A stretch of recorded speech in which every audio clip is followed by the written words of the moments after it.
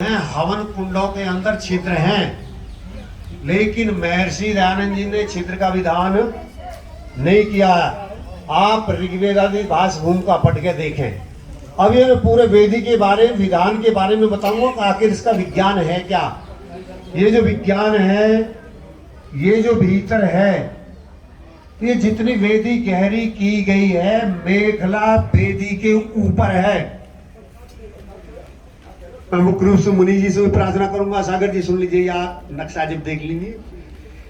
विशेष करके एक व्यक्ति तो अपने घर में यज्ञ करता है और वो लाभ भी उतना ही करता है, और यदि वो गलती भी कर देता तो बिगाड़ भी उतना ही कर पाता है। हर एक व्यक्ति बहुत ज्यादा यज्ञ करता है, तो जैसे वो बहुत ज्यादा लाभ करता है, उसके बिगाड़ होने से बिगाड़वा भी बहुत ज्यादा ही होता है।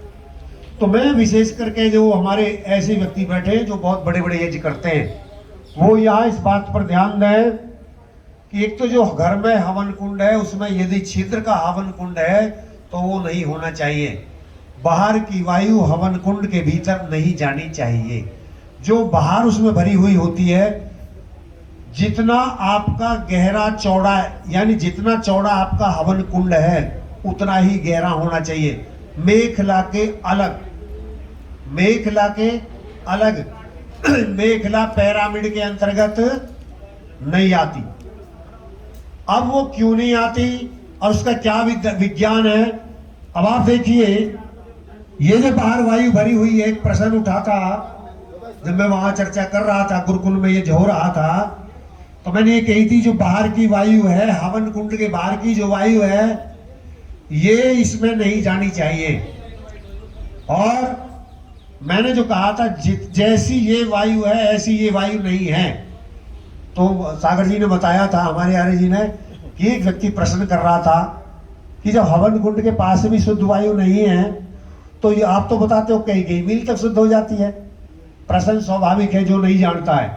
अब सुनिए, इसके अंदर जो वायु भरी हुई है भीतर, विज्ञान देखिए, इस हवन कुंड के अंदर वायु भरी हुई है, लेकिन जो इस हवन कुंड के अंदर वायु भरी हुई है वो ये वायु नहीं है।